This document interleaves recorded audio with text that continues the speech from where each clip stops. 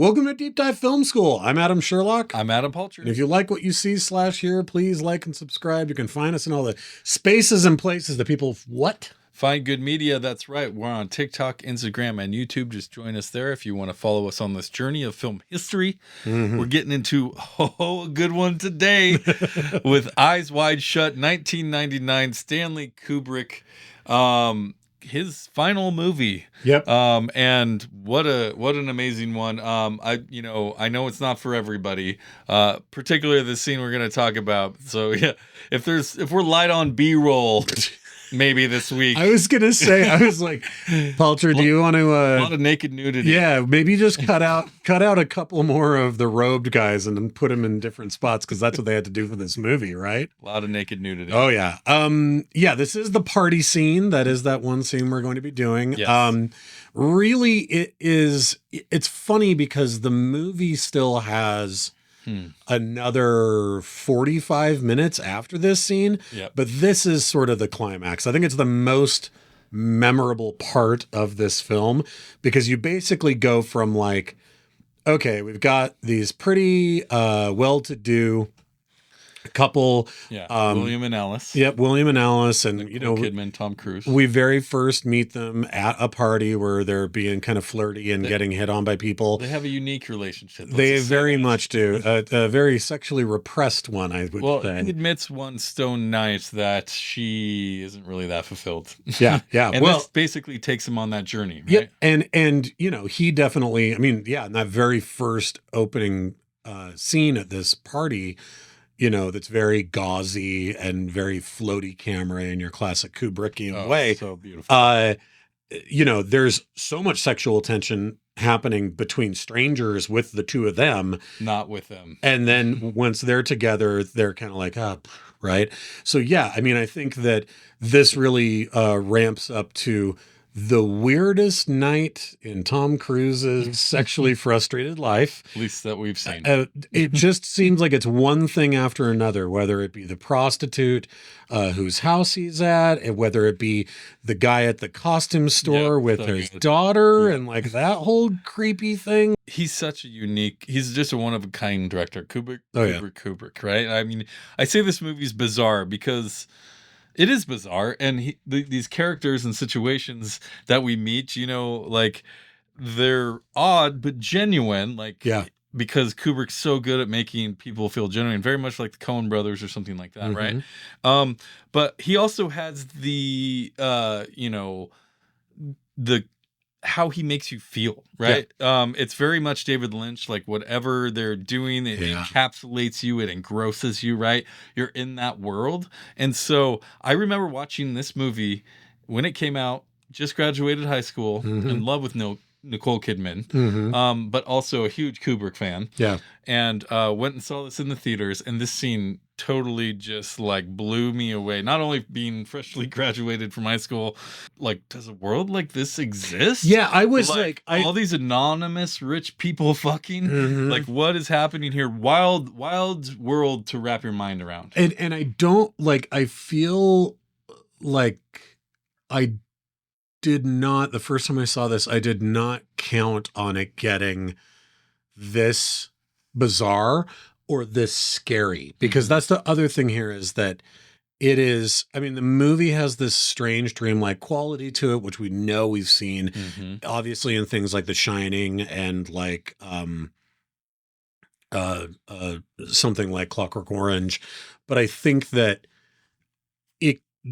this scene that we're talking about, the end of this scene is as scary as anything in The Shining. Like, it is so nightmarish, and I think it is really, for so many reasons. Oh yeah, and the music. This is a 2-hour and 40-minute movie, and yeah, this is about in the middle. But he has this, it's about an hour and 10 minutes in, I clocked it at.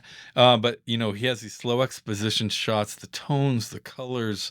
He takes his time. He lets the night and the story kind of unfold, right? Not a lot of directors really do that. And again, some people may hate this movie and think it's over-sexualized and boring.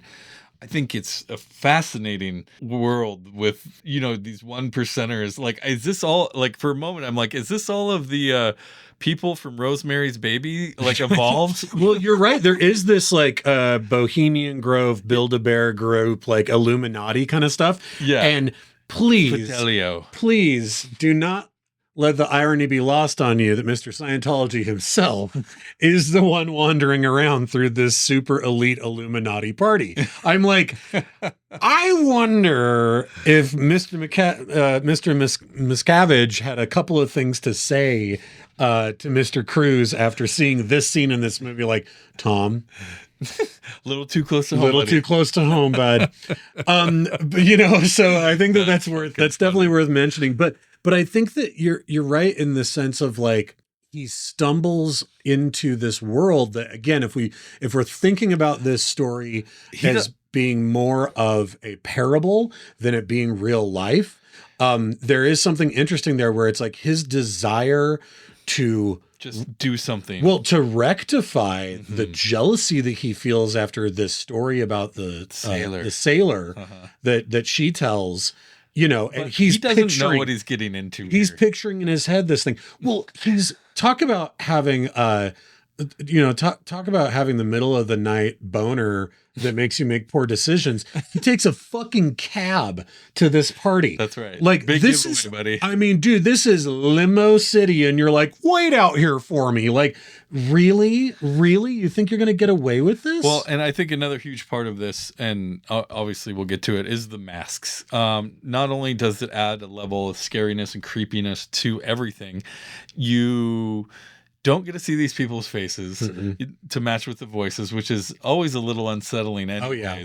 Half of these people are buck-ass naked. Yeah. And the other half could have you killed. Basically. Like, right? They're in a room, a cultish room, and, it is a scary atmosphere. But he walks in and sees this ritual. They're all in a circle, take off their clothes, get on their knees, and kiss each other. Yeah. And through the mask. So it's like it is weird. And I wanted to ask about this because, like, I was like, so is this kind of like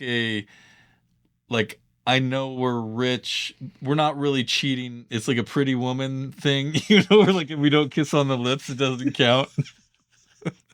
But really though, like, is that like a justification, or, like, I don't know, it just adds so many layers. I mean, it just feels like it's ritual based upon something. I mean, the song that's playing when he first comes in the Pretty part Woman, just think about it. Here's what's fucked up about that. Minor tangent. I watched Deadpool and Wolverine last night, and he literally makes that joke in Deadpool and Wolverine. He's like, "This isn't Pretty Woman. We will be kissing." He says that to the cops that try to arrest him.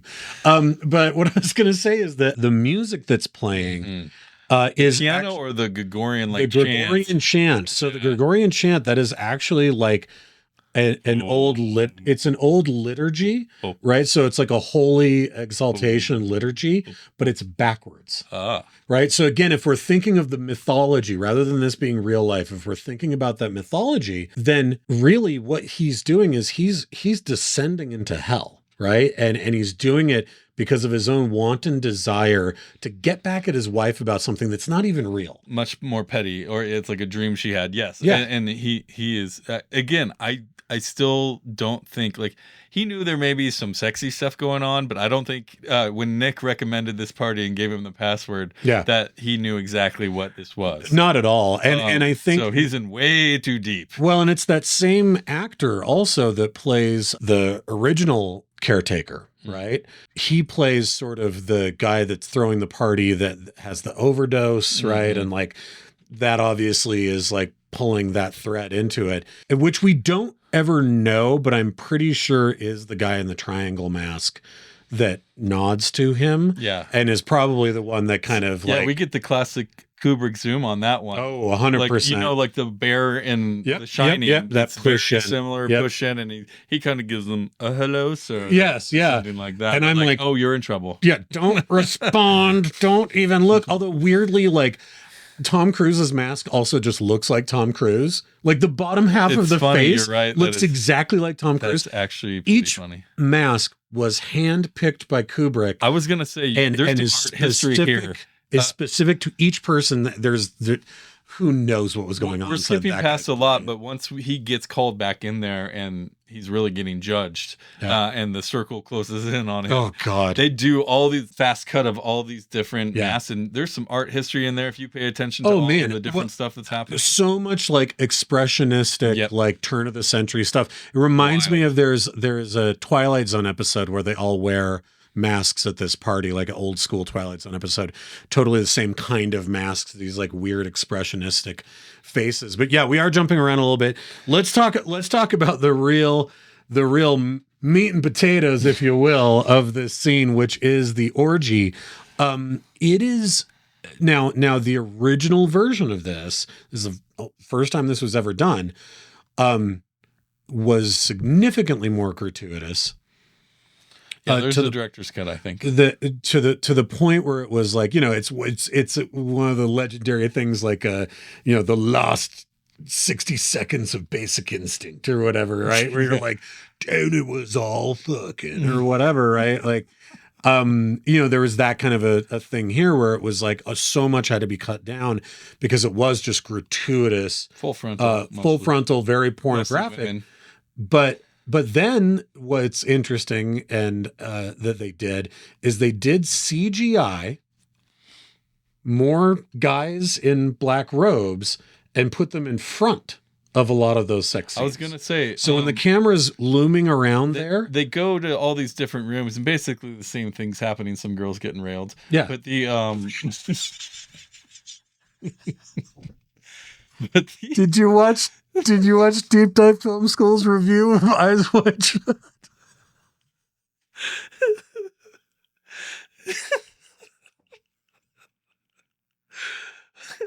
They go from room to room. Same things happen in most places. And girls get. That's my Peter Griffin impression of. Fuck. It was just so. Sorry about that. Oh, that it insists upon itself.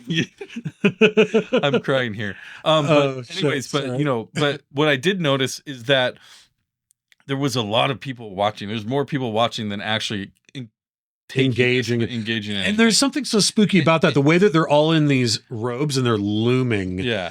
And it's like, I assume those 8 girls in the circle are the whores of the night or whatever. Sure. Yeah. Like, well, and definitely we know that the one who keeps trying to warn him, who ends up taking his place at towards the end of this scene, is the woman who it's implied that she's the woman who dies later in the movie, yeah, and is also the one that he saved earlier, which is how he gets out of it to begin with. And she's I think said not a call girl, but maybe like a dancer. Mm-hmm. So it does make you realize that these women are probably not full-blown prostitutes, but probably work at the clubs that somebody like Nick works at, or you know what I mean? Like looking for her earlier. Right. And so it is really interesting that he's recognized by multiple people, not just a house password, but there's also like a party password. Yeah. Right? And like he's rich. He's like Dr. Rich. We get to see him be a doctor in the first little bit of this movie, right? Moron. But like, I don't think he's as rich as all of these people. Oh, no. And so like, he thinks he's getting into something he can handle because through the whole movie, he's been handing out money to any problem that arrives, right? Yep. Like, because he is that rich, he can do that. But this is bit off a little more than he could chew here. It is a voyeurism thing. Oh, 100%. Right? 100%. Yeah. And I mean, as audience members, we're voyeurs too. We're fucking wrapped up into the same shit. You have to give yourself to just going to a movie in general is voyeurism, right? You have to give yourself to this thing for 2 whatever hours to do that, but Kubrick forces you into this situation. Well, it's a Russian nesting doll of voyeurisms because all the guys are voyeuristically watching this orgy, and then I mean, it could be women under there too. I guess we don't know. Well, and then he's watching them, so he's another layer back of that. Mm-hmm.